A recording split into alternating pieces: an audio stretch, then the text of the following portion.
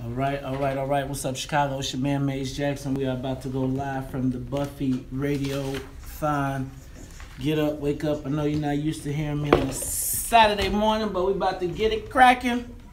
I have not had my coffee, so I'm dragging, but I'll be right back. Sorry, man.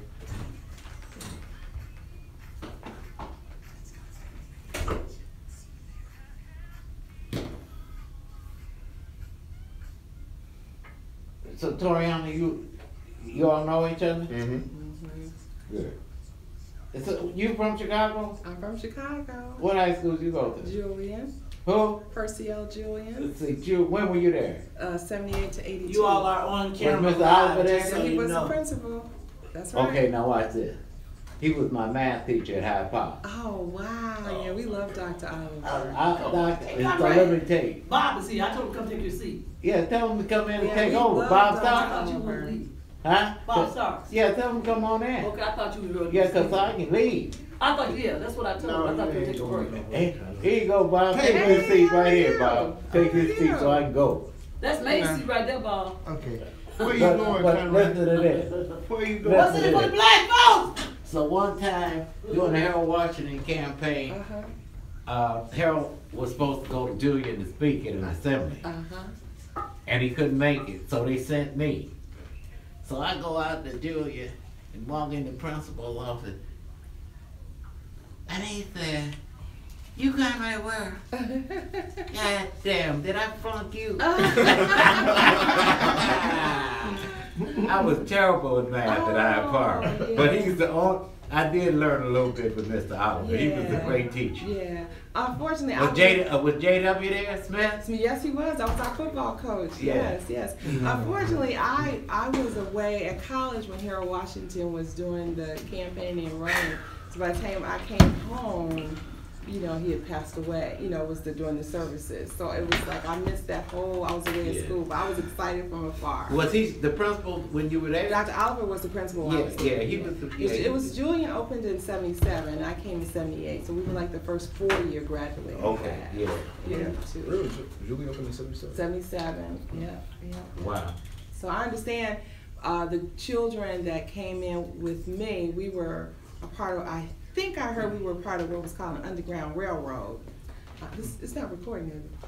No. Okay. He did say, no, he did say I don't we're think on so. live. He said we're on live. Oh, no. He must- Well, but I understood at the time they built Julian for another community. Oh. And then I understand that community decided not to cross the tracks. And so I understand Dr. Oliver and Mr. Brister, who's assistant principal, they made it upon themselves to go find some excelling students that would be having an interest in math and science.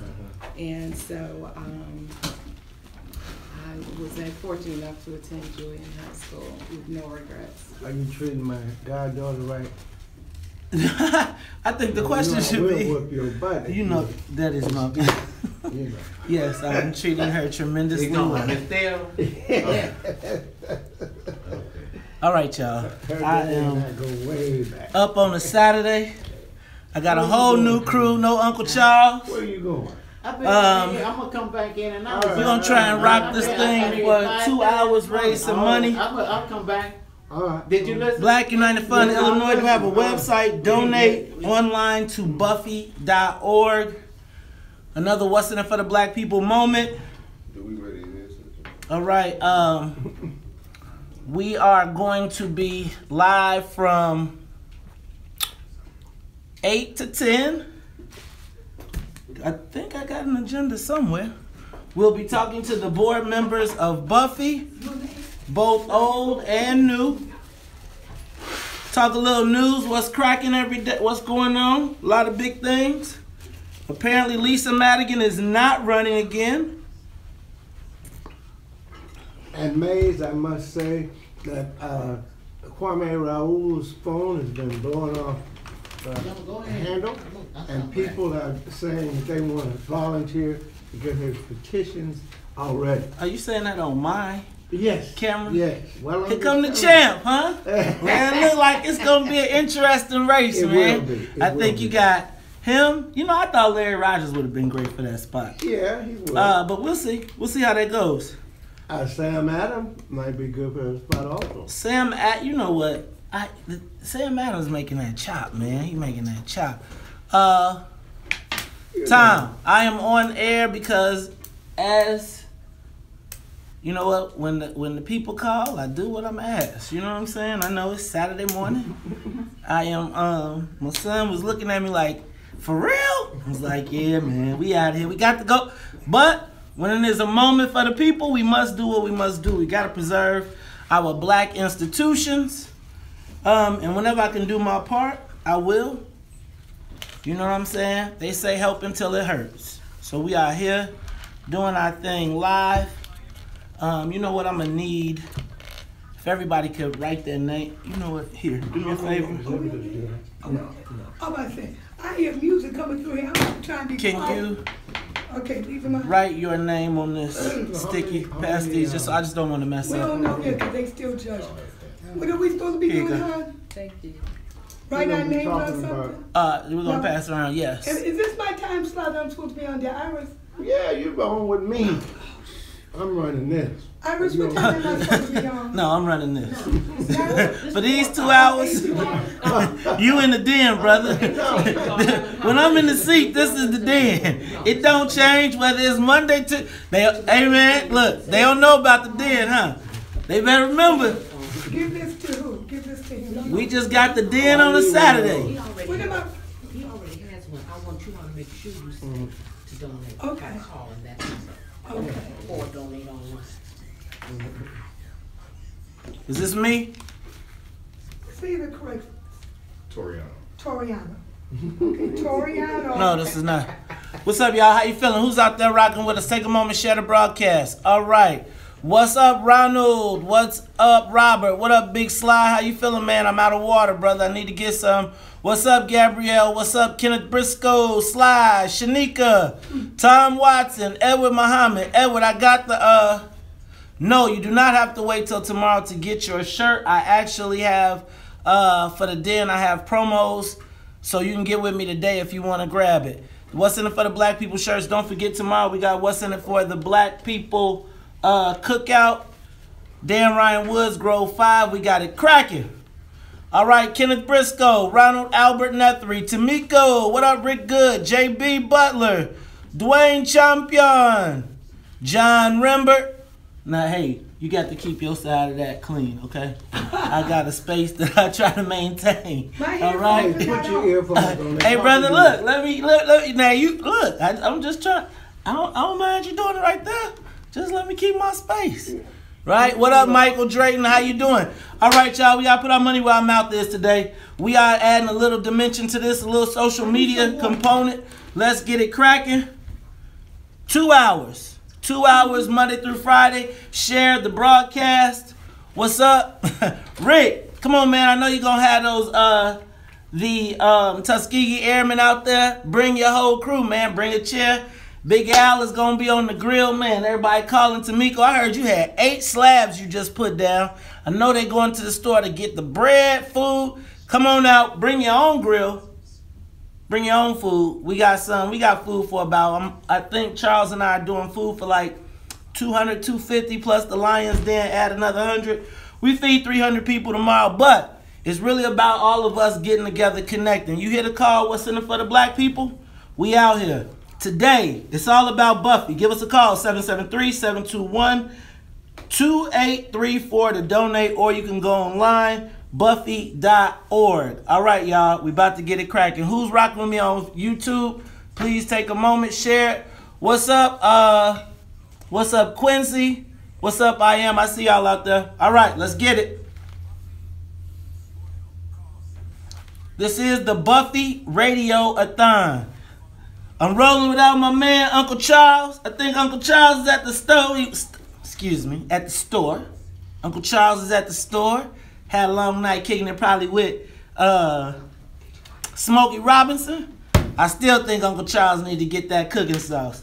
All right, I got the legendary Bob Starks. You know, when I first came to Chicago, I used to read Indigo magazine, MAGA paper, and part of my black consciousness when I returned from college was developed from reading that article in the paper, and it was where I began to learn about. I always just wanted to be an indigo, right? Because I would see the covers, I'd be like, "Oh, I want to be an indigo. I want to be an indigo."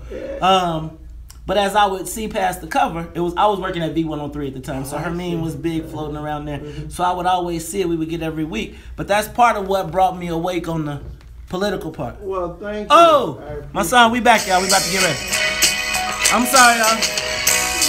The world won't get no better. You probably need to get your headphones on. Talking and something. Na-na-na-na. Who's the producer? Won't get no better. We gotta change it, girl. Just you and me. All right, take a moment, share the broadcast. People where and the ones who suffer. Carolyn Toriano, Diane Robert. For their judgment day. So won't you make them happy? You know what?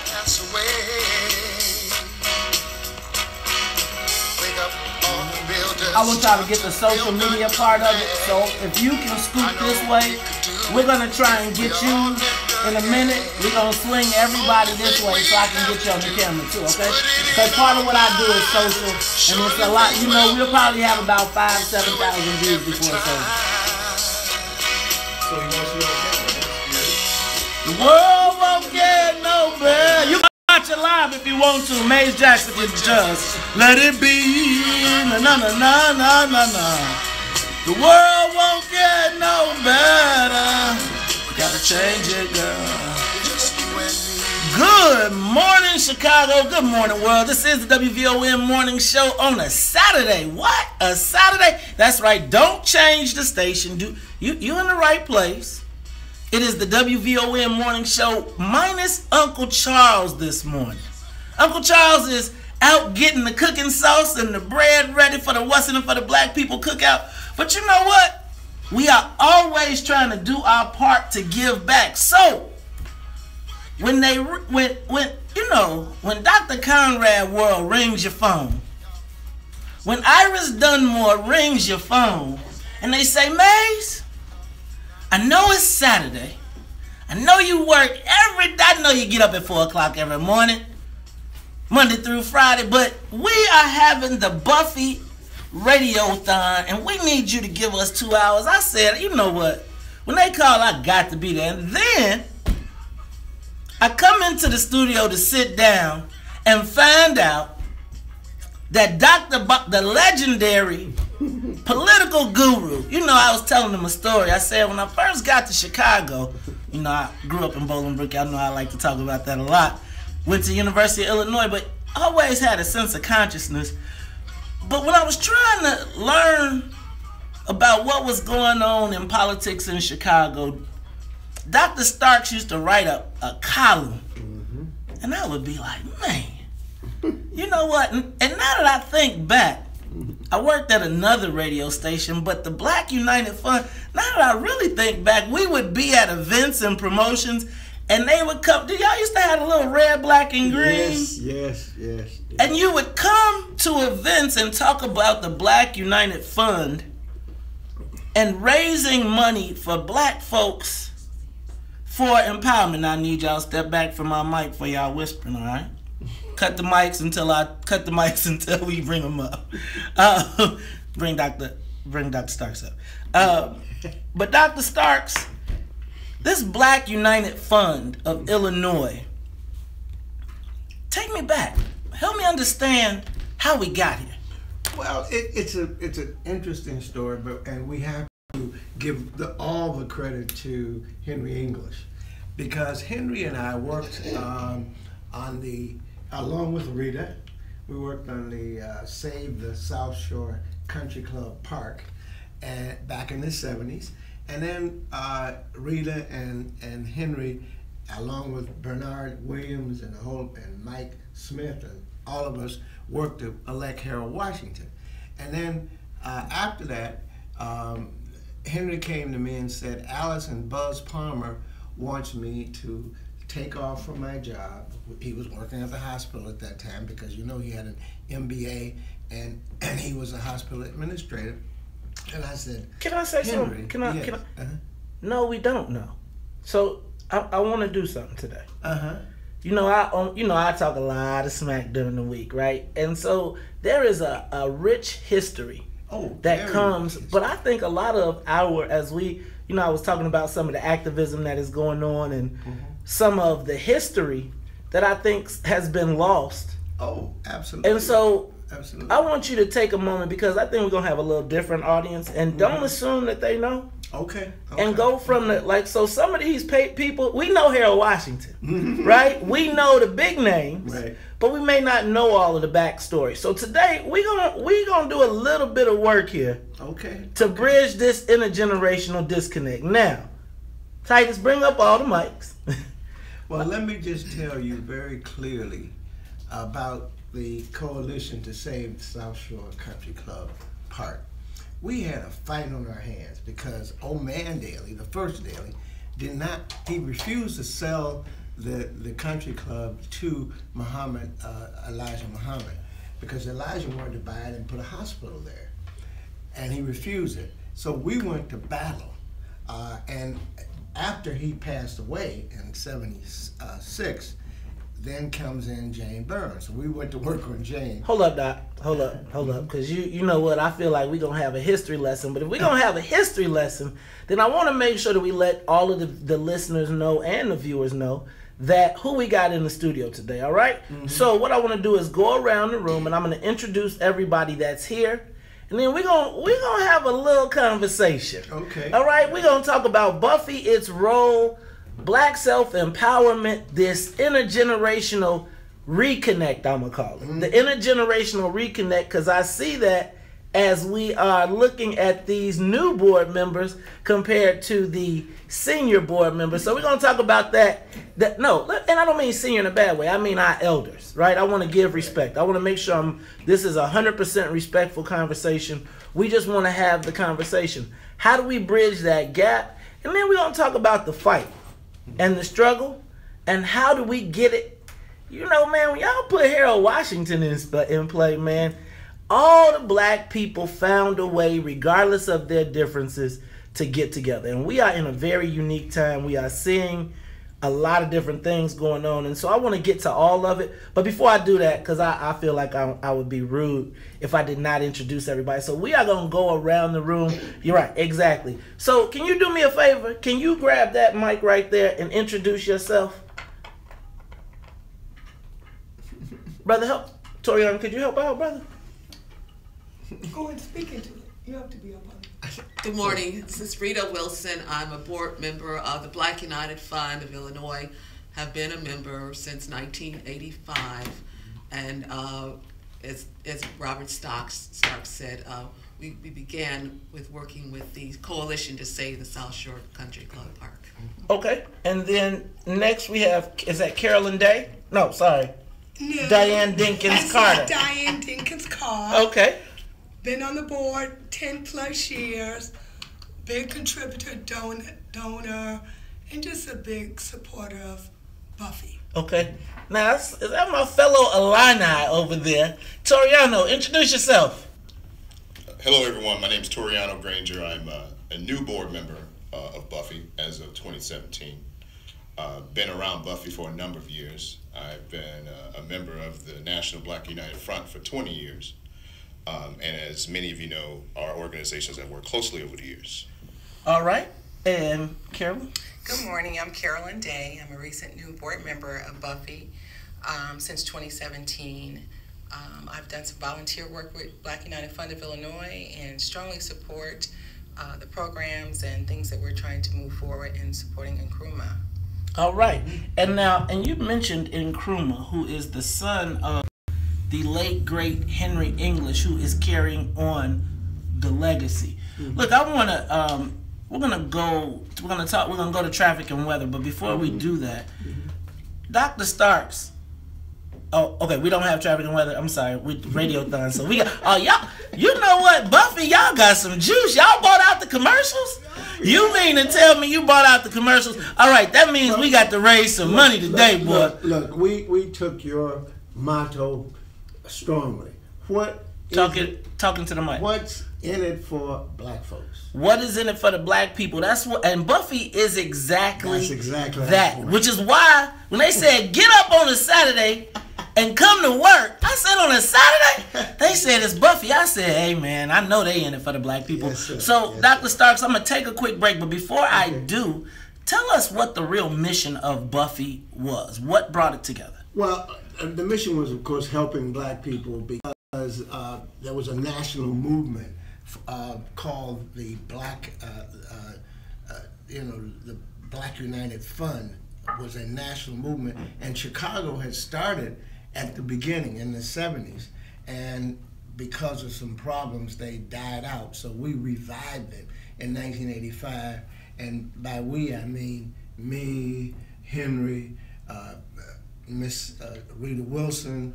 What was his purpose? What was the purpose? Was to raise money to be a philanthropist for the black community, as well as provide technical assistance to beginning groups. Black people doing for black people. What? Absolutely. What about the white people though? Y'all wasn't waiting for white folks to come get y'all Well, we would not refuse white money, obviously. But you were in control of it?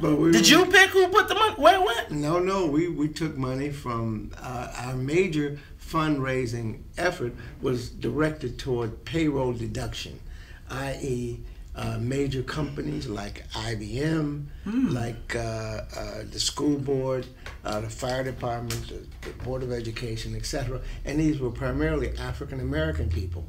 And they gave money to us, and they're still giving. And then that money would go to doing what? Doing funding groups, as well as giving technical assistance. We've given technical assistance to over 100 different groups throughout this time. 100 different groups? Yeah, and technical assistance include helping people get their 990s, their tax stuff right, helping them get their not-for-profit status right, helping them put their organization together, funding them. All these were services provided by Buffy to the black community? Absolutely. All right. So you know what? And so today we are here, ladies and gentlemen, right here at the Black United, that's the Black United Fund of Illinois. We are raising money. We need you to give us a call, 773-721-BUFFY. That is 773-721-2834. Donate. We need you. You know what? If you got $1, if you got a $5, if you got a 20, what's that? Is it a 50? I will even take a $2 bill. Yeah. If you have a $2 bill and you want to donate, please give us a call, 773-721-2834. What's up, Doc? Dr. World said our goal is $50,000. $50,000? That's it? Nothing. We're going to go $75,000 to $100,000. I bet you if you collect, let me check this out. I bet you now, you know what? I don't know if I got to be. Am I allowed to have the WVON morning show here? Or is this got to be, do I have to clean it up? Because I'm just telling you, I bet you if you go down on, pick a strip. I bet if you go down on 47th Street today, I bet you we will voluntarily give over $500,000 to a different community who will take it and not spend $1 back giving back to us. So when you talk to me about $50,000, I'm saying we're going to see $50,000. I bet you they're going to see $50,000 at the Nike store today. So I'm going to say we can do better than that for black people. Ladies and gentlemen, you are tuned in to the WVON Morning Show. You know what? We done took over the Buffy Radiothon. So y'all, I'm telling you, we are about to get it cracking. Give me a minute. Now, when we come back, there's this thing going on about this intergenerational disconnect. But as I'm sitting in this room, I'm seeing an intergenerational reconnect. So I want to talk about what Buffy is doing to manage the transition to pass the torch. I've heard about the embers and all that, but I'm seeing it actually coming into play because I see you got 2 young board members that are here today. So we're going to bring them into the conversation, and then we're going to talk about what BUFI did at its origin and why it's so important here and why it relates to, now y'all know, every day I'm asking the question, what's in it for the black people, right? What is in it for the black people? Well, here's an answer. Here is one of the answers. BUFI, and you know what? BUFI was in existence before the question, before I was asking the question. So it is incumbent upon you to look. My son is about to hit me up today as soon as I get out of here. He gonna say, Dad, I want. You know what? I think he just lost a pair of Jordans today. I got 100. I think I'm starting at 100. Who can match me at 100 today? Give us a call, 773-721-BUFI. That's 773-721-2834 to donate. Now, when we come back, we are going to be talking to both tell me how you want me to. You know what? We're going to get to that too. You're going to tell me, you're going to help me explain how we're going to do that.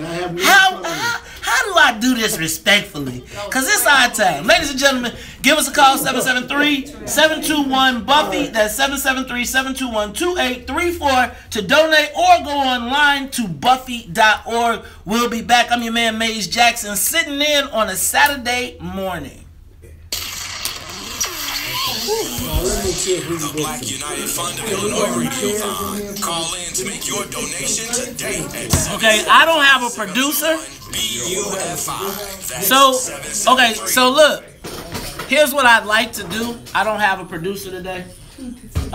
So I need y'all to kind of self-produce over here. Okay, so what do you want us to do? Okay, so I can just hop in. The other one on the other side of me. So everybody got a set of headphones that's talking, right? No. Do you? I'm gonna stay here. Okay, so here, right? Everybody grab your headphones, right? Put those on. Okay, so look, don't put them all the way on your ears because I'm gonna turn them up. Whoever hears this, tell me you heard them. Does anybody hear those? This you? Yeah, I hear it. I hear it. Wait. Okay, hold on. Yeah. Okay. No, you turn mine. I know, exactly. I know. Maze knows how to do this stuff. Now, I should be able to. Okay, who can hear right now in their headphones? How about this one? Did anybody lose their sound, lose their hearing? I can't hear. I don't hear anything. I don't hear anything either. Now I hear. Yes, I do. Yep. Okay. You Who lost their hearing? Those two don't have it. No, I haven't had it. I don't have It's a little loud. Okay. You have nothing? This is you. That's you, right? Okay.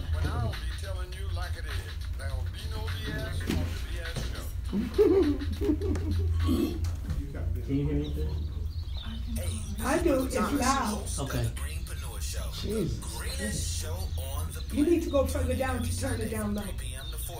No. Okay, this is you. No. It's still loud. Yeah, that's it. That was the big one in the middle. This one? No, the other one. Keep going. Yeah, turn that one. Okay, now nothing's coming on. Yeah. That one. Is that fine? Yes, it's good. You need it louder? No, are you fine? Can you I'm hear fine. yours? Yeah, I Okay, can. cool. All right, now, I'm trying to get this one. Did somebody still loud? That's you. Okay.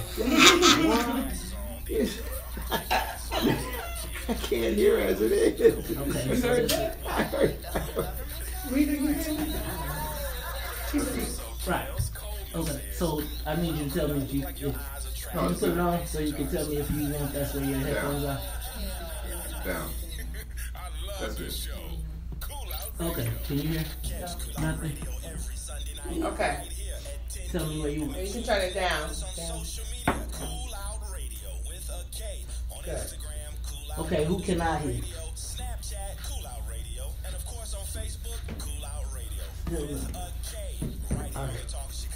You can use mine.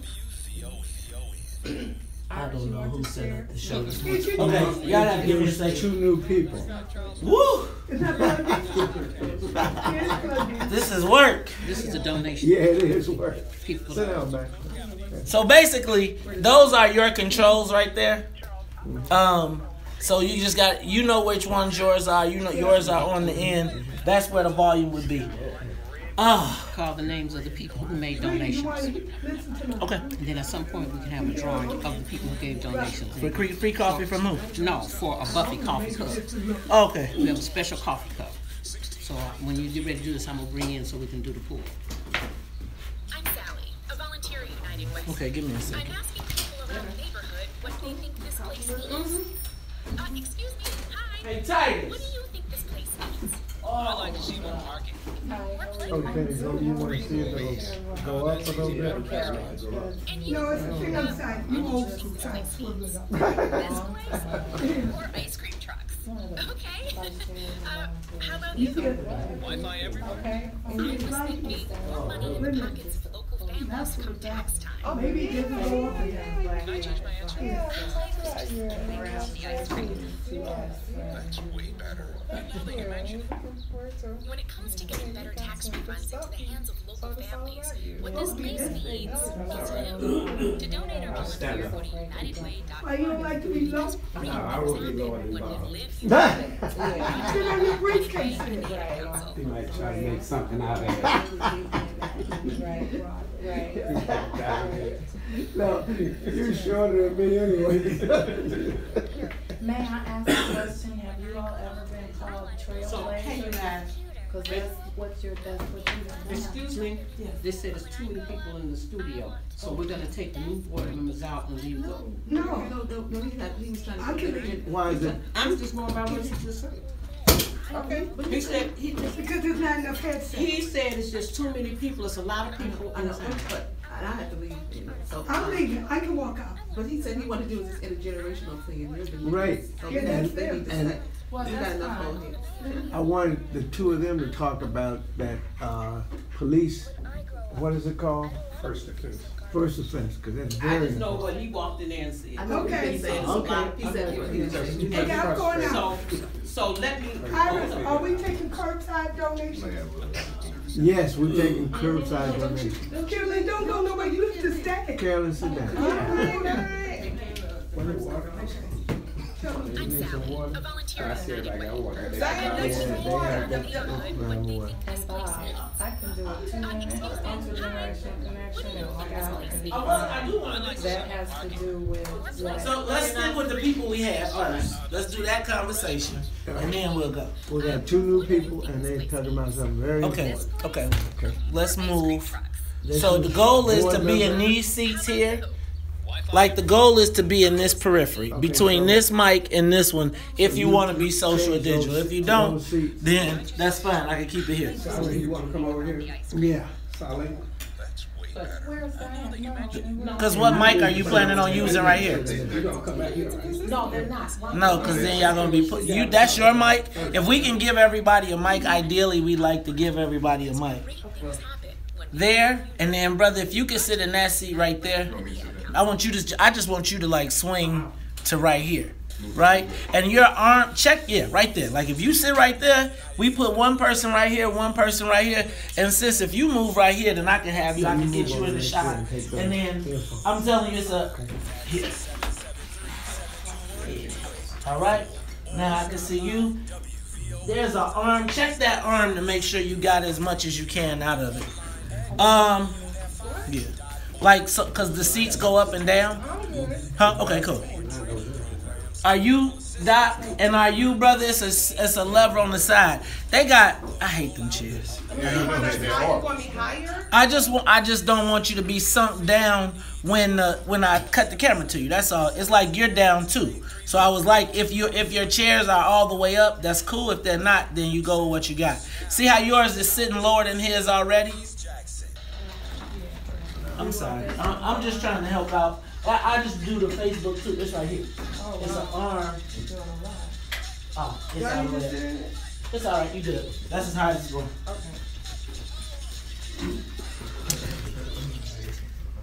Fight the power. The fight, the powers that be. Yep.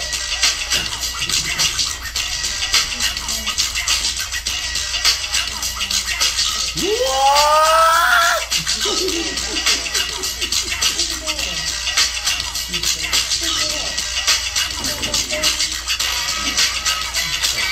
Fight the power.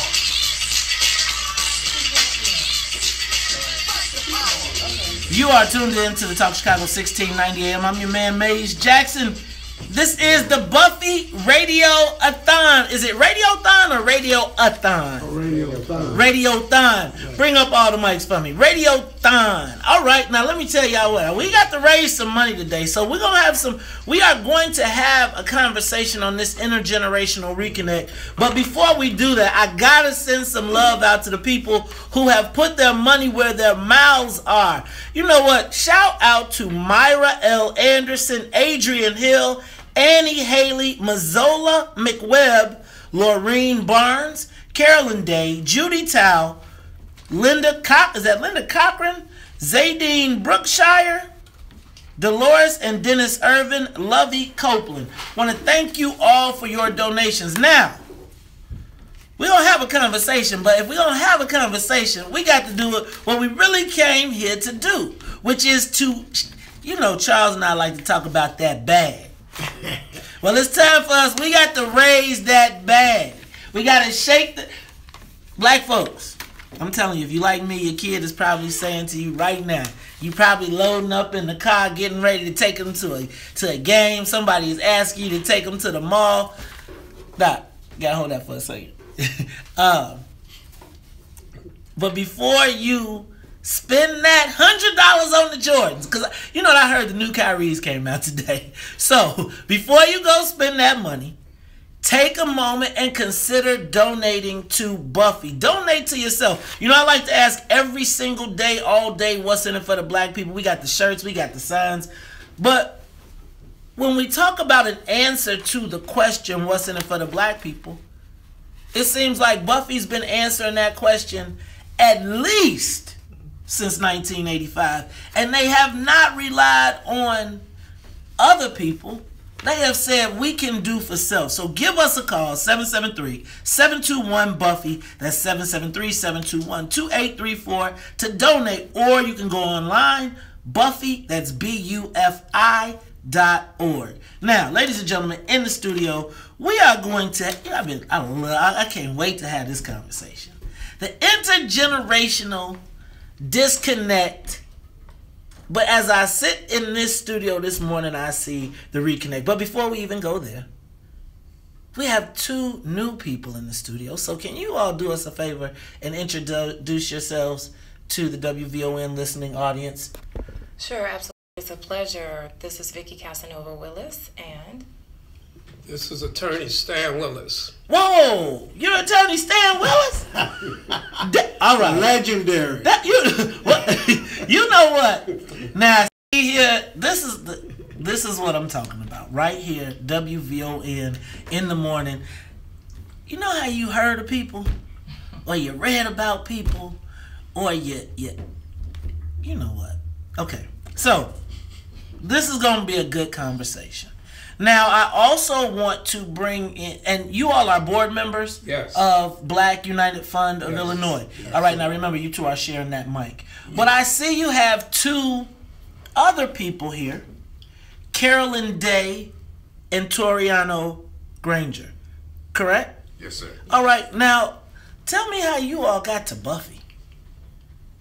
How did you find out about Buffy? What made you become a board member of the Black United Fund? Well, I've always known about the Black United Fund of Illinois. I lived in South Shore as a young person and was one of those children that played in the South Shore Country Club when it was defunct at the time.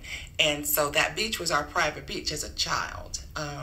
So driving and riding up and down 71st Street, I knew where the Black United Fund was. But however, last year, I had an opportunity to volunteer prior to the Radiothon, and I really got a greater sense of what Buffy was about and how I might bring on my skills to help. I'm really about community and community programs, adult literacy, monitoring, and looking at fundings that come into non-for-profits. And so I just think that BUFI is just about the people. And so what else to do about the people? The people helped me, I gotta give back. So Black United Fund of Illinois. So we're just asking today, for people to, give back, donate, call in, give us some money, whatever you have, $5, $50, $5,000. Come on, we need some help here at BUFI. All right. Now, Toriano, please tell us what you're doing, how you got to BUFI, brother. So I've been a part of the National Black United Front for about 20 years. And actually our offices are in the BUFI building. And over the years, we have worked together with BUFI on a number of initiatives, and BUFI has been a huge supporter of NBUF, and likewise NBUF a supporter of BUFI. Brother Henry English, the late great Henry English, I consider to be one of my mentors, as he has he has multiple talents, or he had multiple talents. And one of them was that he was a conscious black man who was an activist in our community for many, many years, but also was a very astute business person, and managed to merge both his business talents, his love for black people, and his activism and his organizing, and make that, all of those things, integral in his life. And I consider that to be a model for people like myself and others who have gone away to college and have done the things that many consider to be the so-called American dream. But understand that we have to fight on behalf of our people and fight for self-determination. Dang, brother, you kind of deep. You kind of deep to be. You seem kind of young to be so deep. Where did that come from? Where did that?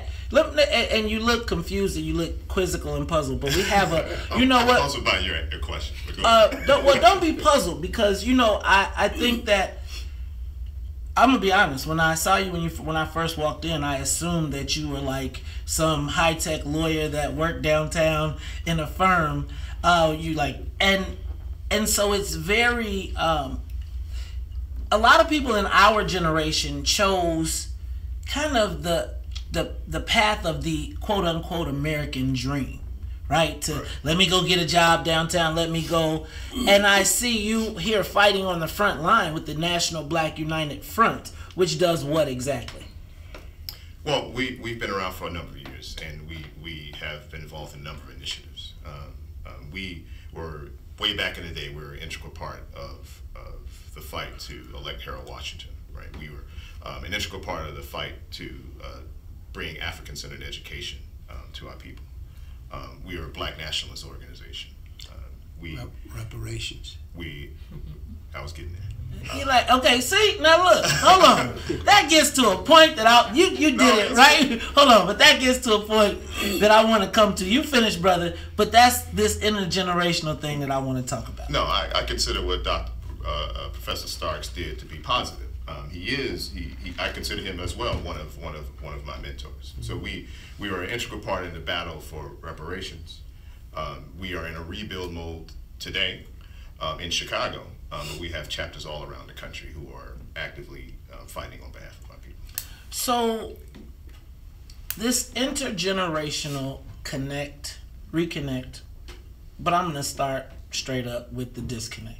There seems to be, I hear oftentimes in my generation, and I'm about 46, full disclosure, and we often hear that the previous generation won't pass the mantle, that they won't get out of the way, that they won't get out of the way.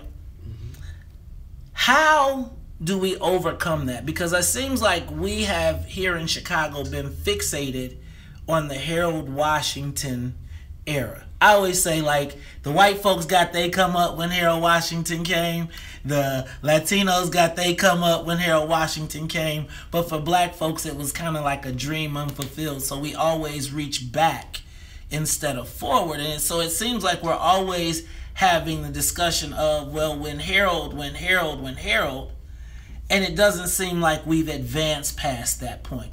So I'd like to have that conversation, considering we've got people who were there. Brother, I heard you reference Harold Washington. But what wins have we really had since Harold Washington, and how have we bridged that gap to make the new fight? So I'll jump in. I'll have you jump in right now, Dr. Starks. Well, remember now, we helped elect the first African-American woman to the U.S. Senate, Carol Moses Braun, right?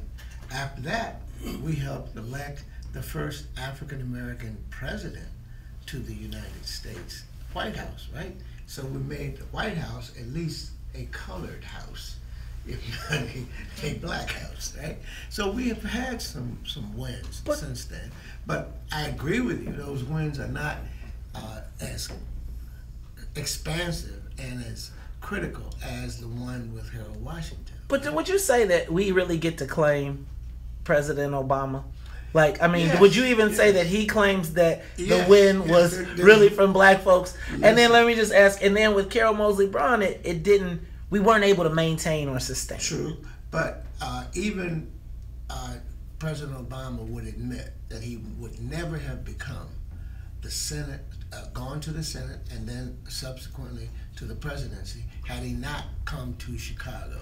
He said, in fact, that he came to Chicago because of two things. One, Jesse Jackson running for president, and Harold Washington running and winning for the mayor of the city of Chicago. I feel kind of used, man.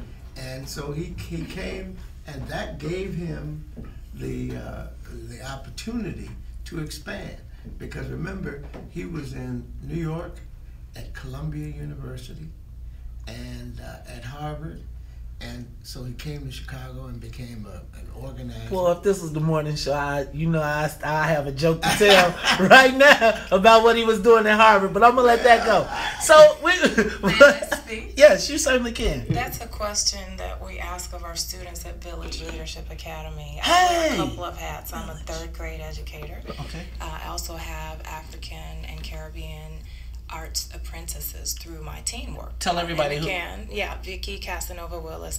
And what matters most is that we are here talking about the intergenerational either disconnect or reconnect, and I wanted to speak toward what Black United Fund of Illinois has done just in the last few years in the circles that I work in many cases very, very quietly, but it's like the newer board members here to my left in the studio at WVON this morning were mentioning, I'm hearing a continuum, right? That whole Sankofa spirit.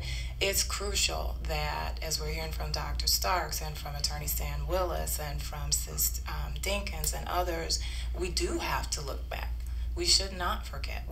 Right? That whole statement of lest we forget, but all the way back to Africa, to the continent where the elders, the trailblazers, the next generation was supported. So I don't think that it's so much getting out of the way. Quite honestly, when it comes to some of the concrete work that the Black United Fund of Illinois has done, even with the teens that I work with from the West Side, they connected this summer with 36 families, right?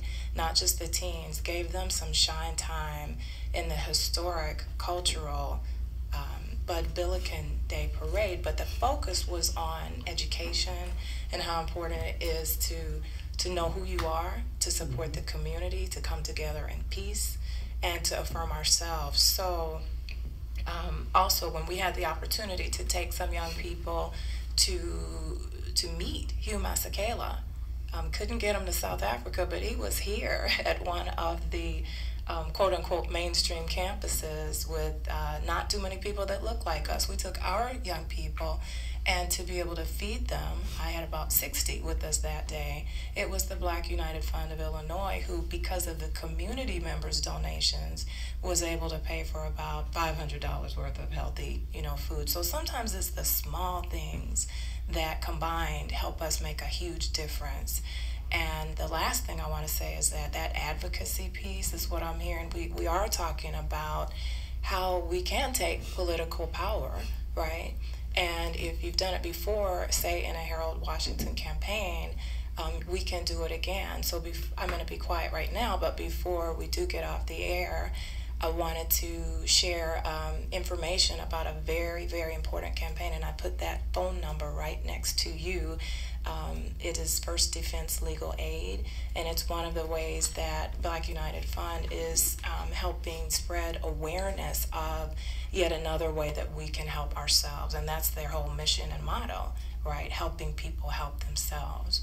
So please do give. Black United Fund of Illinois is about initially helping ensure that things like regular United Way donations and others, which don't always trickle down to our communities, was not the be-end or the be-all end-all. And so that's all I wanted to say, is that I can attest to very concrete ways that BUFI, the Black United Fund of Illinois, has continued to connect, even all the way back down to my third grader's mission, which is to help do something with regard to law enforcement accountability and help our young people. So please do call in to WVON and support the Black United Fund Radiothon today. Definitely give us a call, 773-721-2834.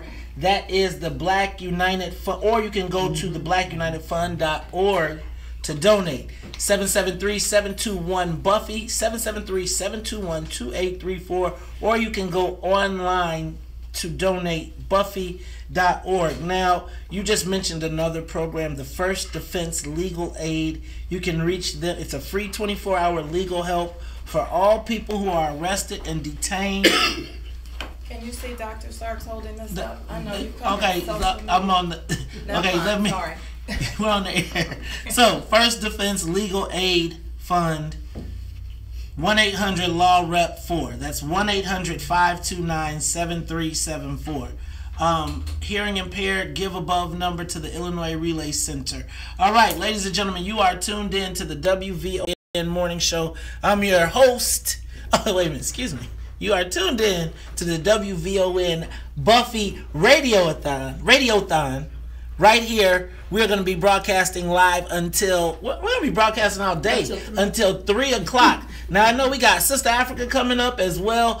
Look, y'all, we got to bring and raise some money. We've got Dr. Bob Starkman. You know what? This studio is getting kind of full. So I'm going to get some names, some numbers, some information. And when we come back, we will continue the conversation. You know, Sister... Vicky, I see you looking at me. I'm sorry. Share this. My name is not important.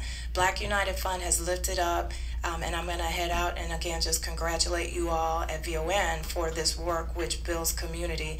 But First Defense Legal Aid is literally the only way for people to get a free lawyer 24/7 anytime they're arrested. Young, especially young people. Exactly. So we want people to be ready to protect them. 1-800-LAW-REP-4. It's not a fund.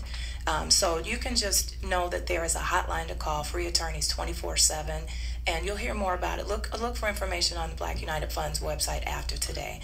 Wonderful, wonderful. So look, as we keep asking the question, what's in it for the black people, I think we need to leave a stack of cards, because that's another answer. So, you know, we are sitting here at the BUFI Radiothon, and, you know, I'm here Monday through Friday asking what's in it for the black people, and it seems to be that they have some answers here at BUFI. But if we're going to keep getting these answers, then we got to, come on, man, we got to fill up the bag. Which means that we need you to reach into your wallet, reach into your pockets, and make a donation. Now you can go to online BUFI.org. That's BUFI.org, or you can go to 773-721-BUFI, 773-721-2834. Now, you know, when the sister was talking, and we're gonna get into this, because one of the things that I try to figure out is, how do you bridge the gap between,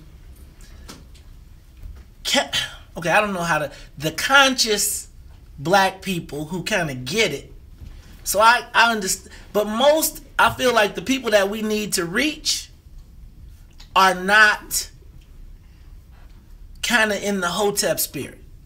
Does that make sense? And so it makes sense when we're talking among this community, But when you are talking to the person that's walking down the street that we need to affect, whose mom is more affected by Jay-Z than she is by any Sankofa, any of that, how do we get this message to them? Because those are the people that are most affected. Look, we'll talk about that much more when we come back. It's the Talk Chicago the BUFI Radiothon 773-721-2834. You can also give us a call 773-591-1690 because I want to talk to my people too. We got a new board member in here, and I think I just saw maybe might be the most beautiful woman in the world. Oh, sorry, my wife just walked in the studio, Commissioner Carrie Steele. All right, y'all, help me get back. We'll be back after these messages. The talk of Chicago and the voice of the nation is... Hey, everybody. WBOS Irwin. Hey, babe. This changed up a little bit. Oh, I realized. But I'm going out with volunteers today, and the volunteer shirts are in the trunk. So check this out. This is my wife, Commissioner Carrie Steele. She is a commissioner at Water Reclamation. She is a chemist and an environmentalist, the most qualified candidate. If you listen to my show every day, I talk a lot about politics. Probably not. Anyway, she's the most qualified. So if you all get a chance, please sign her petition as well as support her. She is making sure that we have clean water, making sure that our environment is protected as well. Shameless plug for my wife, you know what I'm saying? Now we get back to the business. Yeah, I didn't hear everything he said, but we treat your wastewater and we manage flood control. It's a 9-member board. My unique qualification, chemist, environmentalist. I used to be a water chemist for Water Rec and Water Department. And her father, of course, is John Steele, judge, former judge, and alderman. Yes. And he and I go back to the original Regal Theater. So that's a long time. All right. Thank you. Right. Huh? You're further back. I'm right there. Right across the street. Pull the car over there. It's in the back seat. So, I'm sorry. So, this is just a little different for me because we don't really, it's like we do it in segments and they bring people in. So, she was trying to talk to me while I'm on, and I have attention deficit disorder. Plus, when I start drinking my coffee, I get really, so don't take me, right? And I start making faces. Don't read my faces. Oh, Lord. See, we got company. You got it? No, I got it, bro. Every time we have company, man. See, that's why when the man is here, thank you, brother. I appreciate it. I appreciate it. Man, so I think we got to do a donation. See, man, this is good, though. This first, look, y'all, check out the First Defense Legal Aid. It is not a hustle. She was not trying to be, it's not 1-800 like pay me. This is like real, you call. So another answer to what's in it for the black people. This is good. Make sure you take a moment, share the broadcast. Also, don't forget tomorrow, what's in it for the black people cookout. Dan Ryan Woods. We are going to be cracking tomorrow at 12 o'clock. Getting it in. Now, we kicking food. Well, I got food for what? I think we got food for 300. Who knows? But y'all come on out there. If you are black people, come on. Let's show each other some love, some respect. Just an opportunity for us to get together. Woo! Am I doing a drawing? Yes. All right, y'all. I'm doing a drawing. Now, are we doing a drawing on who we doing it to? Okay, all right, Nefer. I'll talk to you later. Thank you. Come on, step in the camera. The donors. Come on, step in, because you got that cool BUFI shirt. I got the and I don't got a BUFI shirt. But I'm going to give you a BUFI I don't have a BUFI shirt. I'm offended that. Y'all, see how I don't got a BUFI shirt? See this? You see this? Now you're going to be famous. I'm going to make you famous. We got one in their form. Okay, all right. This is Iris, guys. Thank you. She is, you know how there's people that make the train go? She make the train go. But anyway, yeah, we're going to do a drawing of the BUFI donors, and they're going to win a Black United Fund coffee mug. Let me see the coffee mug. Where's it at? You don't have it? Don't say it on the air. I don't have a coffee mug either. See how they do it, brother? See, now tighten the brother up because we know where you are. It's all good. You know what? See, but you should give me the drives a hard bar. No. See, but you. I'm gonna give you a coffee every cup, day. I'm gonna give you a goodie bag, and I'm gonna give you a shirt. Okay. Is that good? This is me. Ooh, they frying some fish. Okay, So, here, 8. Okay, um, our time is 8 to 10. and then you're gonna bring on Kelly. Kelly, now tell me what's her name? Kelly, Yes. give him your name, Kelly Evans. Kelly Evans. Mm-hmm. She's one of the new board members. So let me ask you a question though. See, I understand why you would be part of BUFI, right? We're always on there. We're always not on the radio, but we're always, as long as you're in the studio, you're on Facebook Live. The camera's at me right now, but I wonder, like, I feel like all the people who grew up in South Shore, there's like a generation of, like when I was at U of I, my consciousness came from there was like a group of kids from Chicago, like when stuff happened, they was like, oh no, this is how we organize and this is what we, so it was like Dino, Gerald, there was a whole bunch of them, and we had If Not Now and Nia, but they came with that mentality, and then some of us learned it, and like Troy, La Raviere, and all of us were down there during that time. And but where does the kid that does not go to U of I or that does not go to college get that sense of consciousness? So I understand why you at BUFI, right? Listening to you, I get it, right? But, and when I heard the sister talk, like, right, that's like how do we get it from like, and I don't mean this in a, okay, we'll take calls too. How do we get it from the Hotep people to the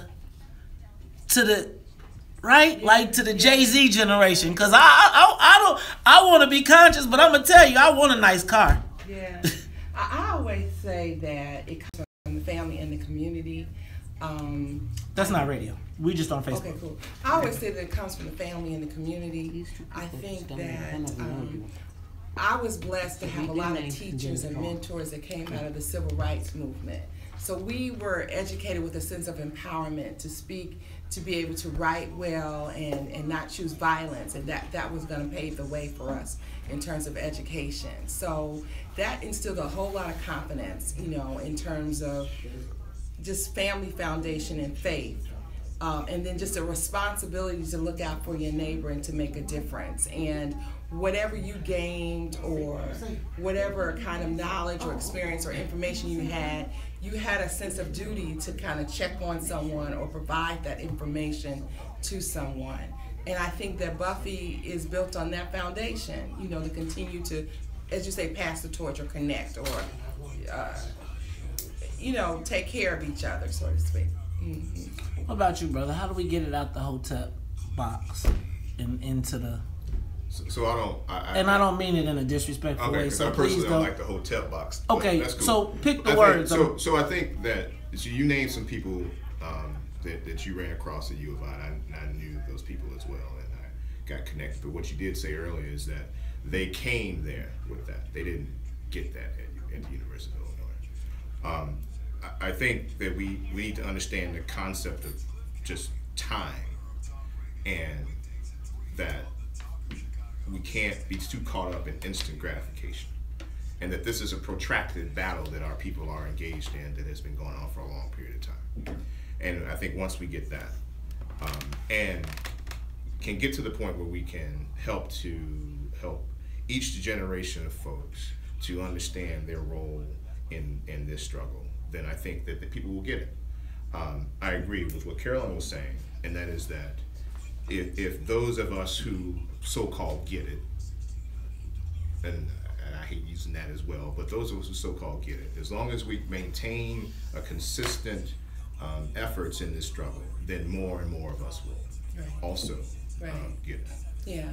We can't, I don't think we can be discouraged by thinking that a given program is going to all of a sudden transform the entire world, right? That's not the way this works. Yeah. We did not get in this situation overnight, and it's not going to be overnight for us to get out of it. Yeah, and it's important to stay kind of true to yourself. I think sometimes once some of us have gotten it or made it, there then enters classism.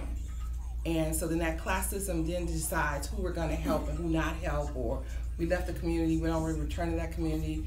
You know, so you just kind of always have to stay true to yourself and where you came from. And I think that we can continue to instill that generationally. Okay. That's there.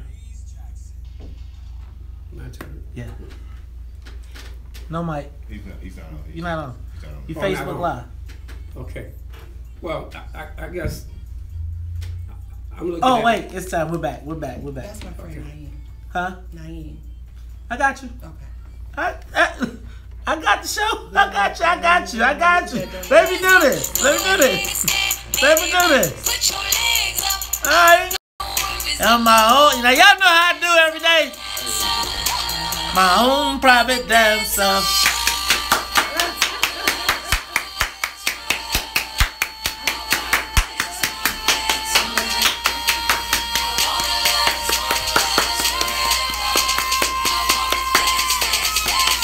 Boom, baby, bend over. Let me see you do that. Y'all know how we do. It's the morning show. Baby, bend over. Let your booty do that yoga.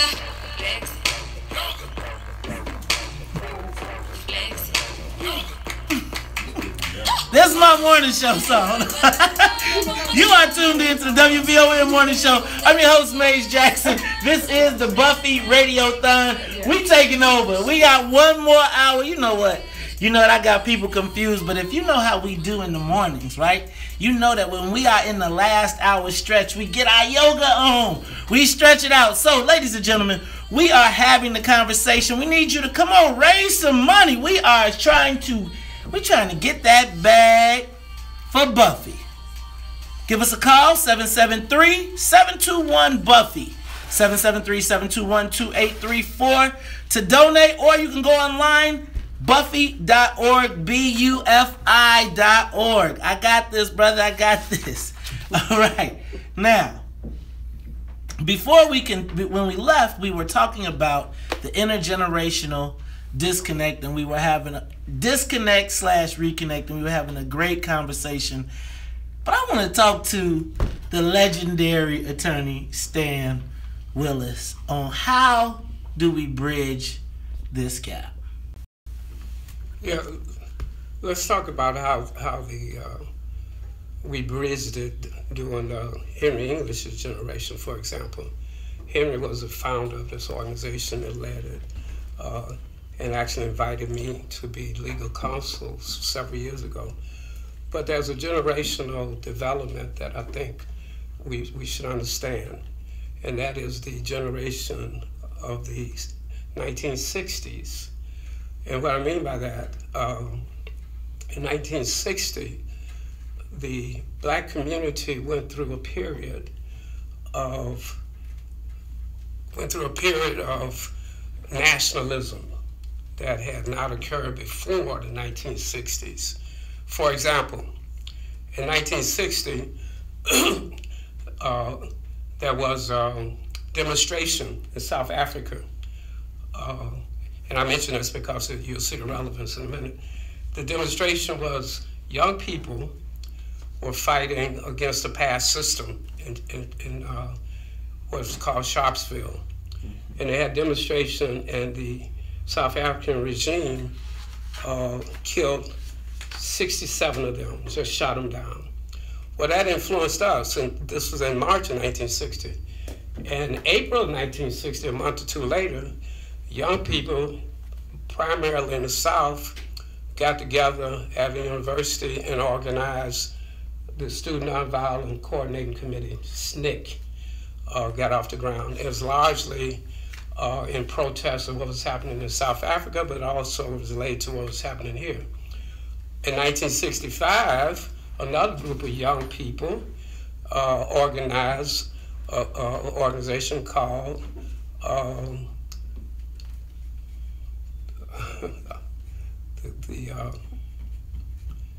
Fred Hampton. Oh, not the Panthers. Black Panthers, right? Mm-hmm. Now the name of the group has escaped me. It's okay. We'll find it. I'm sure it'll come to you. They organized that organization out of the 60s. The Black Panther Party. I can't forget that. I'm aging. Black Panther Party organized in 65. And became very radical under the leadership of who we called at that time Stokely Carmichael, Kwame Ture. On the campuses, black students were organizing. I was one of them. I met Henry English. I grew up on the west side of Chicago. I didn't grow up in a political family. I didn't grow up in a family that was activist. I grew up in a family where everybody went to work at factories because they had migrated from the south to the west side of Chicago. There was hardly any middle class, anything on the west side of Chicago. Henry grew up in the same community. He went to Farragut. I went to Crane High School. We met at Crane Junior College. And we became politicized by that environment that was developing in the 60s. Bob Starks was one of them. And I was convinced to run for the student government, and I did, and Henry English was my vice president.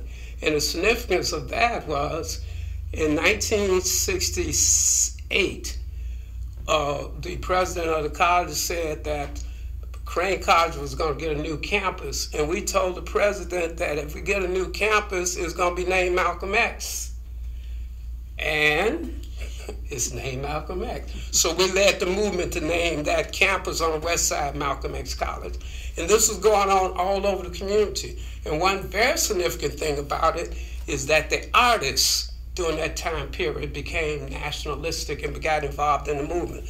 Go back and listen to some of the music of Motown, Marvin Gaye, and you see the politics coming out of the artists. But that was going on all over the community. The artists were getting involved in the movement.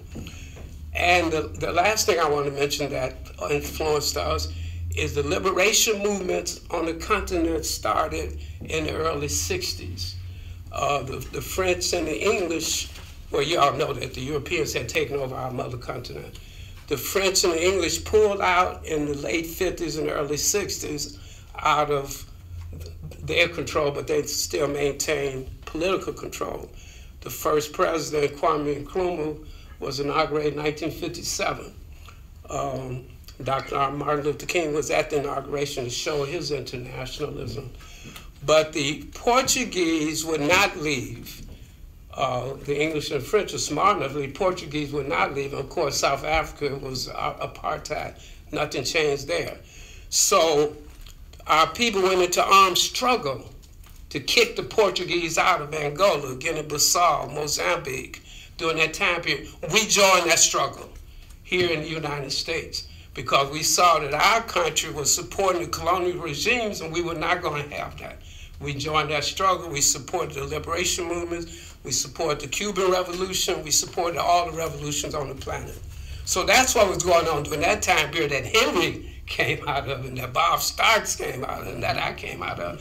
A whole generation was on the move. And the last part of that is our government reacted to it and developed what is called COINTELPRO, the counterintelligence program, in the late 60s to stop that movement. And you Google it if you want to. There was a congressional hearing on it. They said they did not want a mall movement in the United States, so they were going to stop it. And how they stopped it, they started going around killing Panther Party members, going after student activists, and putting many of them in prison.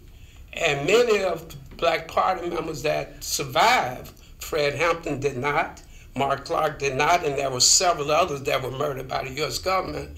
They're still in prison.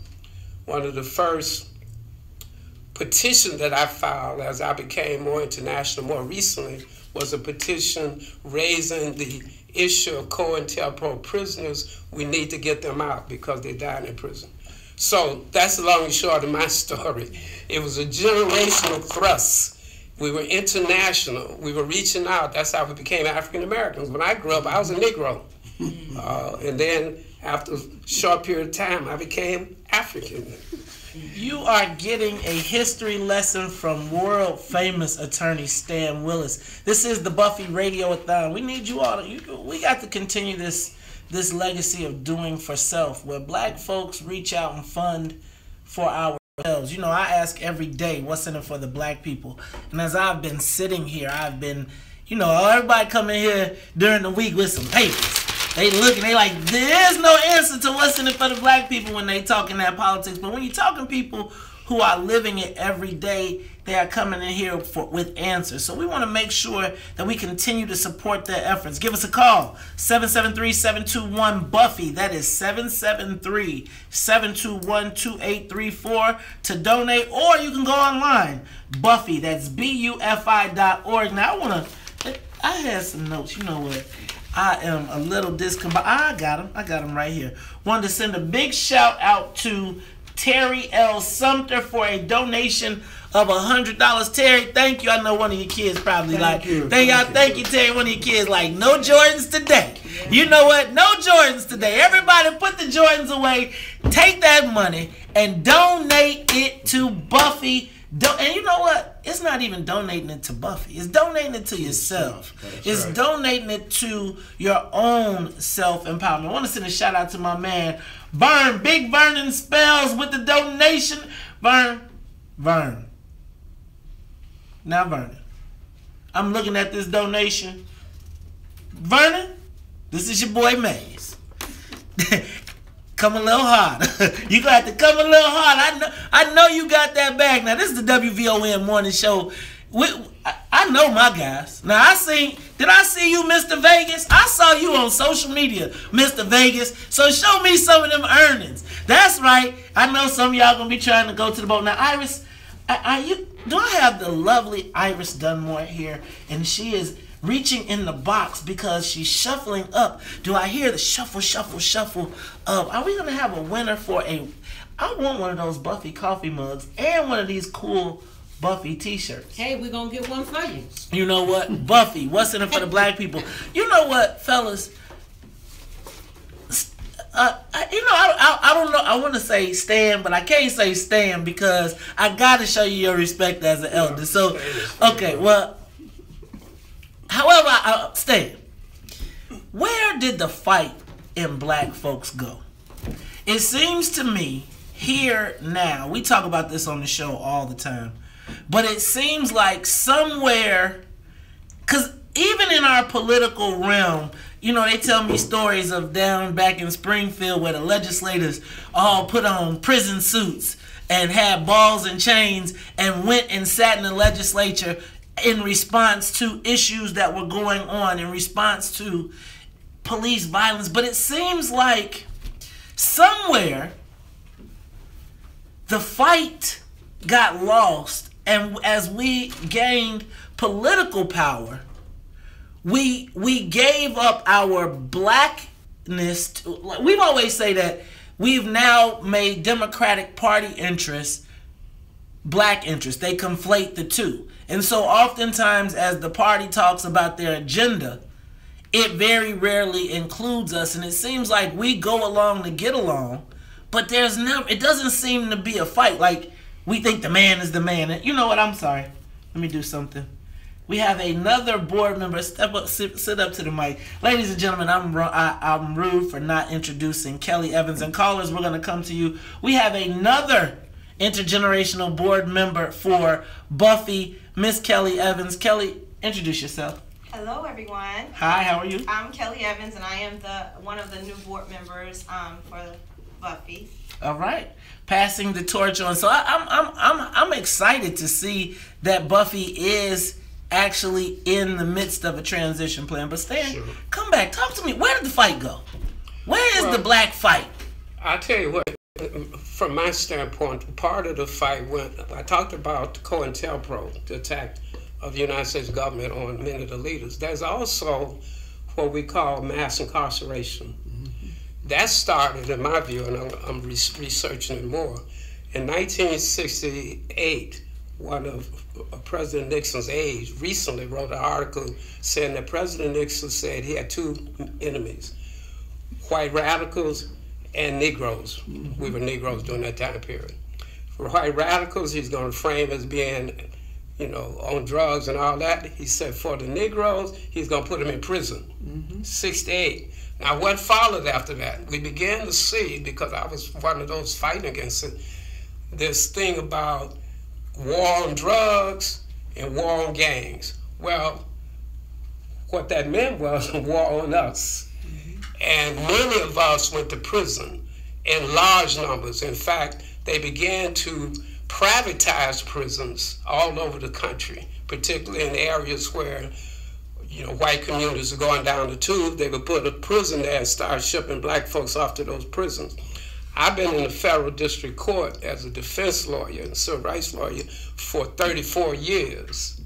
I've represented every street organization in Chicago, every one of them, because I get appointed to represent them. There's money set aside in U.S. Congress to pay private lawyers. All of them I represent. During that time period, I have not represented one white boy. All of them were directed at black people. Now, what does that mean? And I've had young men that I represent to tell me, say, Mr. Willis, the Latin King or the Latin Kings or the traveling vice lords raised me because my dad was either killed or was in prison. So the village to raise the child that we talk about, that came out of Ghana, largely, it takes a village to raise a child, the village was under attack. Serious attack by this mass incarceration. I grew up on the West Side. We had gang stuff, but during my time period, the village was solid because our parents were there. But now these parents are in prison. I have never seen so many black women going to prison than during the last 2 decades. So that's what happened. So a lot of our young people, and I didn't realize this, I was out investigating a police shooting of a 16-year-old kid last year. Met his girlfriend at McDonald's, and she said, Mr. Willis, you know what? Every block got a gang, and all of them have a separate drug enterprise. I said, really? I had no idea. Because the big gangs are gone, so every block has a gang, and there's no village raising them, so they're just out there doing stuff. You know what? So we got to spread this out just a little bit. All right, so we talk about where we lost our fight. Talk to me about how do we pick the fight back up? You look like you ready to answer, Carolyn. Don't make that face, because they're looking at you on Facebook Live. Now, I want to let everybody know you can watch us on Facebook Live and YouTube, but how do you see the fight now? Pull the mic close to you. Yeah, we can continue that fight in accountability. You've got to spend time with people. I mean, I know we're in the time of social media and everything, but we have to pass this information down.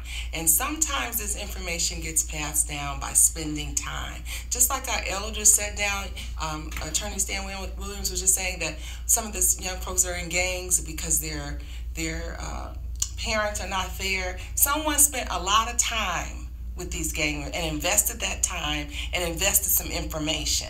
And so we know that the right kind of information will allow us to be a sustaining person, a big contribution to society. So I think it's just, you got to put that time in. You've got to put physical time, not Facebook time, not text time. Be there. So is that realistic though? Is it realistic, or do we have to change the model as to how we plan to reach people? Because I'm just going to tell you, I believe now the phone is an extension of people's hands, and I think we have to figure out a way to incorporate all of the technology and the ability to use FaceTime and social media to connect each other. I wonder, is organizing nowadays no longer just kind of like around your neighborhood, but is it around an interest, right? You figure out an interest and then you build a group and then you work it out that way. But I'm curious just to know, how do we bridge, how do you see that fight coming out? But you know what? We got callers. So let's go to the live. I produced this show. No, I'm just playing. You know what? Carolyn is going. We're going to get Carolyn in here because she like, get the calls. We got calls. Take the calls. Get that money for Buffy. You know what? Let's get this money. Needs some money. Buffy needs the money. Buffy. So these folks that donated some money. We're trying to get some more money. Buffy is doing it in the hood. We are trying to make a difference in folks' lives. So, Naeem, you're on the Talk of Chicago, 1690. Hello? Hello, Naeem Kareem. Yes, this is me. How you doing? Great. Good. I'm calling in to, first of all, congratulate the WVN community, and also Mr. Mays Jackson and Titus here for having Buffy on the show today. I would just like to say the way I found out about the organization was through my good friend, Carolyn Day. And she enlightened me on the history and the various activities that Buffy has to offer. And I just found out that there was a fight to elect Harold Washington, Fred Mosley Barnes, and also President Obama. Some of the issues as far as fighting for the African Americans, and some of the youth programs that are also offered, especially in entrepreneurial and also education. I guess I'm attracted to it because I'm an educator with the Chicago Public Schools, and also I have established a business called Developing Young Minds. I'm the president of the organization, which focuses on STEM, educating students in the area of science, technology, engineering, mathematics.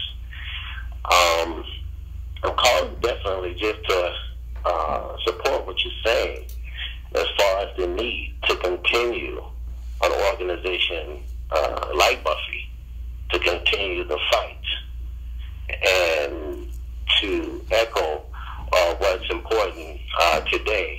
Thank you, Naeem. That is exactly what we must do. We got to continue to fight. Give us a call, 773-721-BUFFY. That's 773-721-2834 to donate, or you can go online. Buffy, that's BUFI.org. When we come back, we'll take your calls, continue this conversation. This is the Buffy Radiothon. Y'all, we got to shake that bag. We'll be back.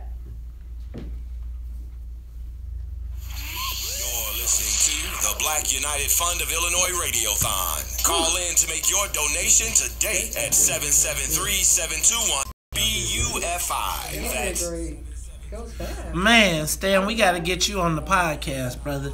Yeah, I got to get... No, I'm saying, you know what? We're doing a... can you hear me? Yeah.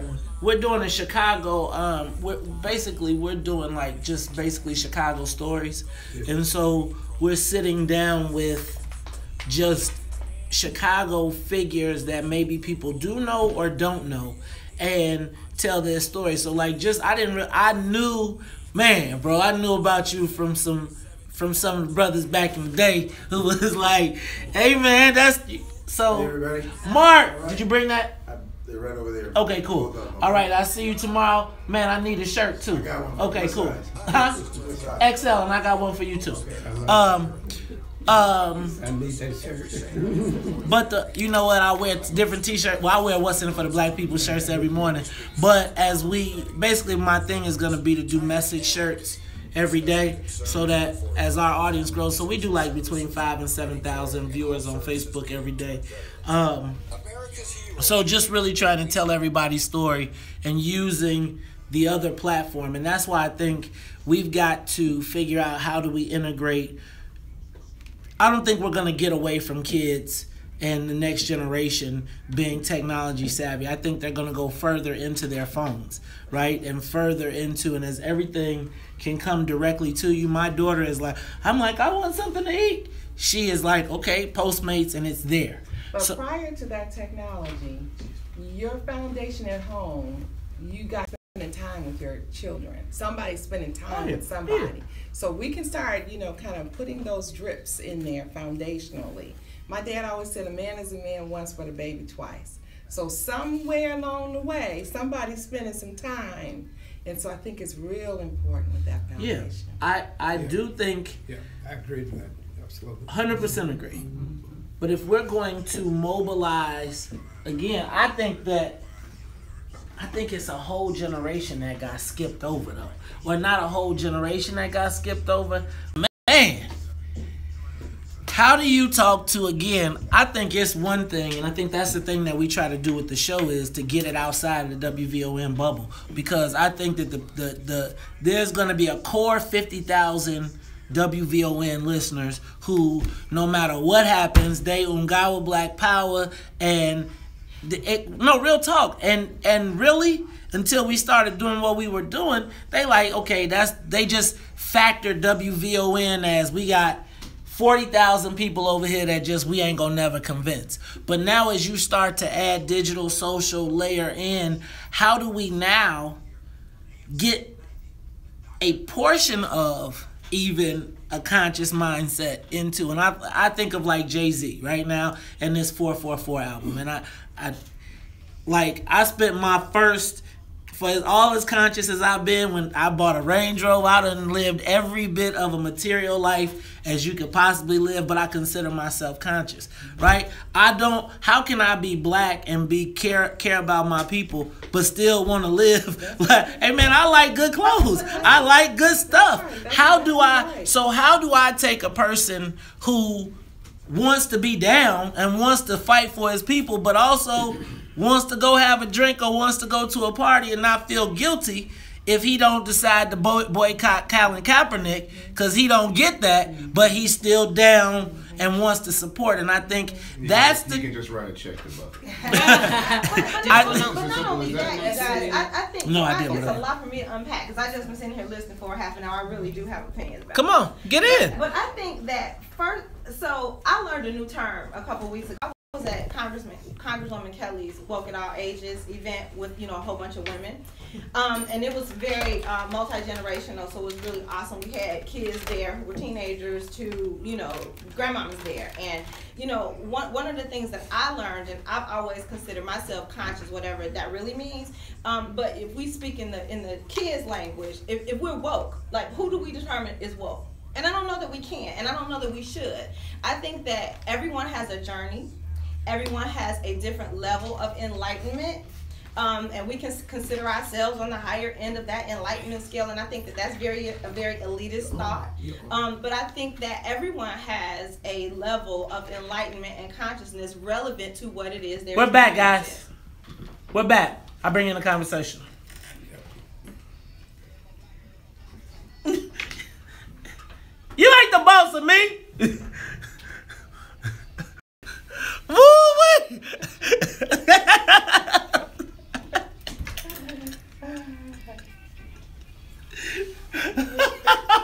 You are tuned into the Talk of Chicago, 1690 AM. This is the Carolyn Day Show. I'm your man, Maze Jackson, just sitting in as the side. No, y'all, I'm having a great time. This is an awesome time. You know what? This is informative conversation, and I am having a great time. But I want to remind you all, we are here for the BUFI Radiothon because we are trying to raise the awareness, but more than awareness, we trying to raise some money, man. We trying to get that bag. We got to keep on servicing ourselves. I ask what's in it for the black people every day. I got shirts, man, I got signs, I got posters. I say, what's in it for the black people?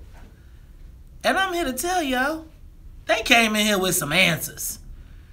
But they was like, Maze, you think you knew? You think you the first person that wanted to know what's in it for the black people? We've been answering this question at least since 1985. So we were having an off-air conversation, and I just want to bring everybody in because Kelly, you had some very strong opinions. Carolyn, before we went to break, you were saying that we had to have some real time and people had to get kind of out of the technology and start having FaceTime. And I think we all agree with that as a base. But this next generation, I think they're going to go further into their phones. And I was wondering, and how do we bridge the gap from kind of like you guys that are ultra conscious to a guy like me who wants to be conscious? I want to be down, but good Lord, I sure want to drive a nice car. I can't front. I'm going to buy some Nikes. I tried to buy the Afro shoes. It didn't work for me.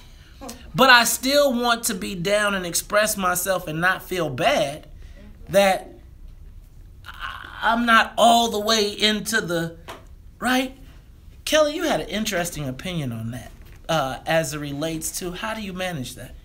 Oh, so I was saying a whole bunch of stuff. I don't even know where I exactly was. But first of all, I want to just address that since that's the last thing you said. I don't know that wanting to have better things is mutually exclusive to being down for black people. I just, I don't believe that. I think that everyone wants to progress and, you know, get better things and live in nice neighborhoods and go have their children at nice schools and be able to do that. And that does not necessarily mean that we're not still interested in what happens in the community. Now, like most of you guys sitting here, I'm not from Chicago. I'm from Gary. Now, I'm from the hood for real. You from Gary too, Gary? My family born in Gary. Got family in Gary. Girl power, right? Look, I told y'all this is the Carolyn Day show. I told y'all she gonna get her a show. Go ahead, Kelly. Yeah, so I understand the struggle. You know, I graduated from college and I moved away. Not that I don't love my town or my city or my hood. You know, it was just more opportunity for me other places, which then gave me the opportunity to make a difference for organization like BUFI, for neighborhood, you know, like some of the neighborhoods over here, and still my own neighborhood back in Gary. And so I don't think that wanting to do better for yourself and for your family is mutually exclusive to wanting to do good for your people, no matter where they are. But I'm just trying to understand, right? What? Look, man, I'm not gonna always buy red, black, and green. I still got a little materialism in me, but I want to still prove that I'm down for black folks. What can I do? Toriano, you had a real good answer. Write a check.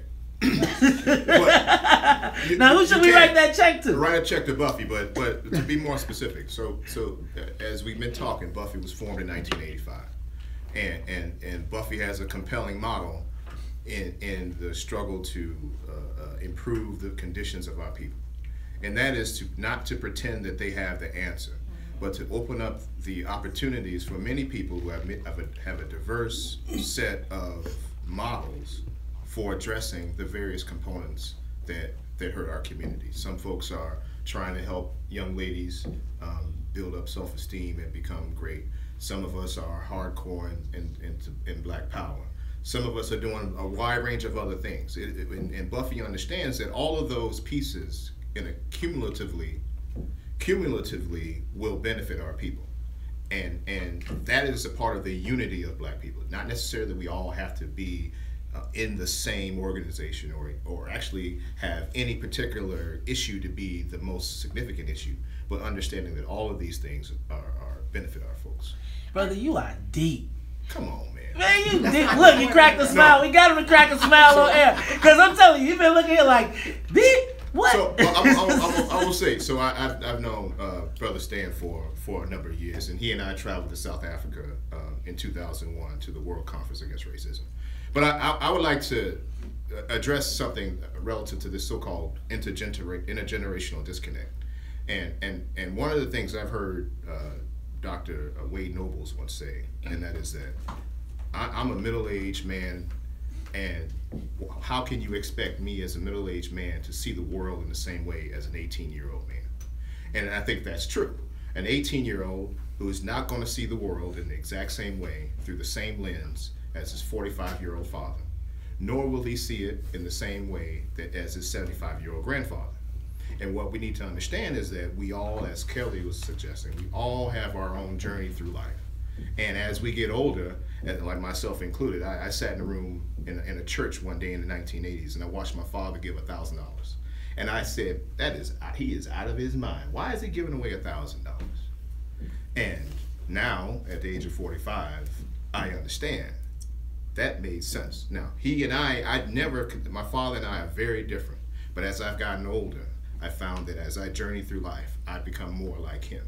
So we are never really disconnected. And I think I agree with that. And I'm writing $1,000 check today. Hey, see, Nabby. As a part of that intergenerational connectivity that truly exists. See, which on the surface looks like a disconnect, but it's truly a connection. Boy, you about to see. Now you done. Did you just say you was writing a check? See, now I'm gonna tell you. Dang nabbit, you gonna get me in trouble, man. All right. I'm gonna match you. I got 9 brothers and sisters. I'm gonna match you. 10 brothers and sisters. I'm gonna match you for a stack. All right. So now I got some brothers and sisters who are gonna write checks too. I don't know what. Oh, did that count for your 1,000? You gonna match them too, right? Now, you know what? Let me tell you. Now in the mornings we got a song we play from the Bishop. See if Sonia's here, she'll be ready for me. Cause I'd be like, you said if I was gonna match your family, I'd be like, hell no, to the no, hell to the no. But so I think that you have given the positive side of it, right? Of the, and I think you're talking about the reconnect. No. I think you talk about the reconnect, and I'm just because people hit me up, and I think we got the real players in the room. So I'm gonna ask the question, right? When is it time? When is it time to pass the torch? When is it time to say, you know what? I am now here to give advice and counsel. I am not the strongest warrior, right? I can be the elder and I can tell you, brother, watch out for that.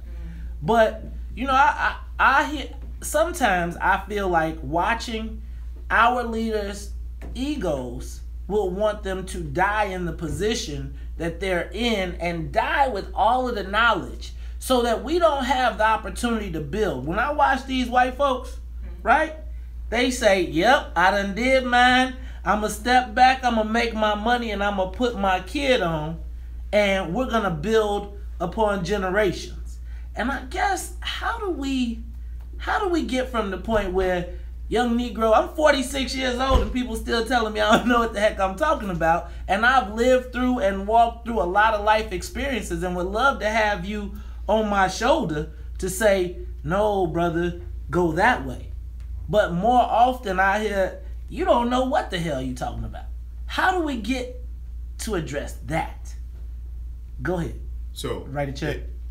Write a check to Buffy. I said that twice. So we talk about passing the torch, and I know that's the analogy that Buffy has used for a while. But if we talk about it being a baton and we're in a relay race, and Stan has been running hard in that 400 relay. He's running hard. He's got that baton. And I'm standing there waiting. Now, there's a zone in that race where I need to start running. And in the ideal scenario, I'm running at nearly the same speed as Stan, and he's going to hand that baton. But what if Stan is running, he thinks he's running at a 40, but he's really running at a 80. But I think what those of us in our generation and younger needs to understand that we need to be running. So Stan, it's hard for Stan to hand that baton when I'm not running. So I need to be running before Stan gets there so that he can hand that baton. But that's the presumption that nobody's running. I'm not saying nobody's running. I'm saying, let me share this. But you also have the presumption that Stan doesn't want to give the baton. I submit, because I sat in many meetings with Stan. Not Stan, though. Not Stan. I'm talking about the theoretical, I told you deep, man. Deep. No, I'm not deep. I just listen because I listen to Dr. World and Stan and others. That I've been in many meetings with these people, and it's only 4 of them, and it's not 4 of them because they didn't invite anybody. It's 4 of them because people didn't come. Yeah, let me just share this. When I look back on how I got where I am, lawyer, internationalist, I've been to the United Nations, all that. The thing that I look to is my mama and my daddy. They came up here from the South. They did not go to school. They were sharecroppers. What they gave me wasn't what I call political, but what they gave me was security, love. My mom used to tell me, well, when I was young, she didn't have to tell me. I was in church. But when I got older as a teenager, I got tired of going to church. And she would say, well, you're going anyway. I said, Mom, I don't want to go to church. That's too bad.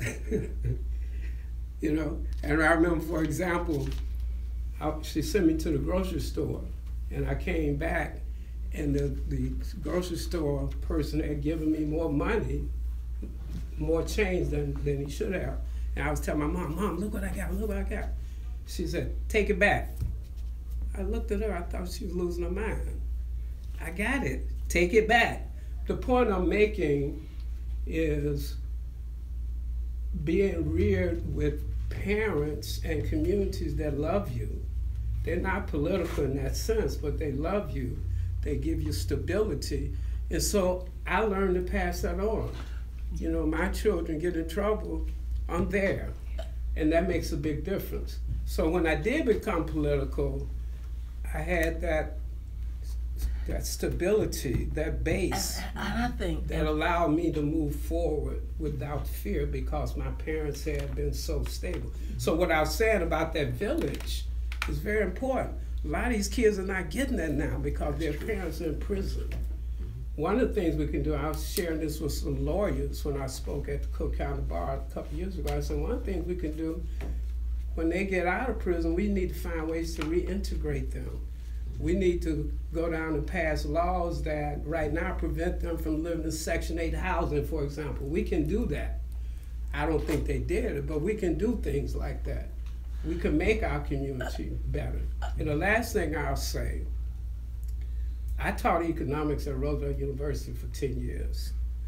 And one of the things that we learned in Economics 101 is that money has to circulate in the community many times for that community to be viable.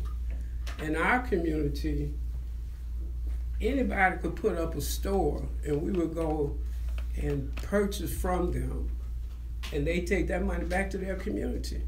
We gotta learn how to keep money in our community by supporting businesses in our community.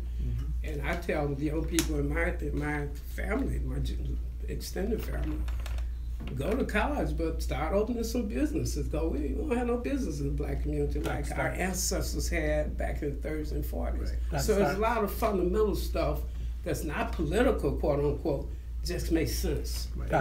Well, I think it all boils down to mentorship. Dr. World mentored Toriano. Toriano is now mentoring people. Stan mentored 100 young people. I've mentored people. Carolyn Day has mentored people. So I think that is where we have to really come to grips with, because in the absence of fathers and mothers, we have to take that place. And there are young people that we run across every day that are begging for guidance and mentorship. And we have to step up to the plate and do it. So let me say this, because I guess I do push back just a little bit on the narrative that all of us are misfortunate or have parents that are in prison. I'm not suggesting that it hasn't happened, but I am suggesting that we seem to right now we need the bag from the people that are not the least of us. We need the money from the people who have got jobs, who have gone on, and they've got to see BUFI as part of their mission. So I want to encourage those people, 773-721-BUFI, that's 773-721-2834, to donate, or you can go online to BUFI, that's BUFI.org. Now, I want to also take a moment to announce that Miss Judy Towell, she lives on the south side, won the mug. Judy, you won my mug. Dang, I was trying to get that mug. That's all right. Judy, I'm super excited. Thank you for your call and thank you for your donation. Dr. World, where you think you're going, man? Where you are? No, Now, you know you only got 8 minutes left. You think, and now you want to be quiet. Oh, now this is, you know what? Let me just say this. Now, you all know that Dr. Conrad World has been on the front lines fighting for black folks for a very, very, very long time.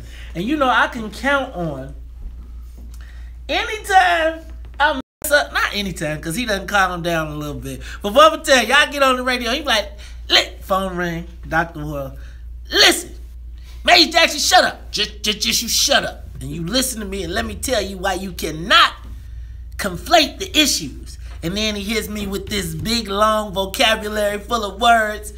And now you take that, and then he hang up the phone and he say, and you know what?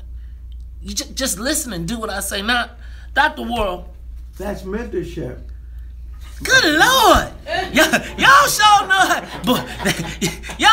know how to motivate a brother. But I'm going to tell you like this.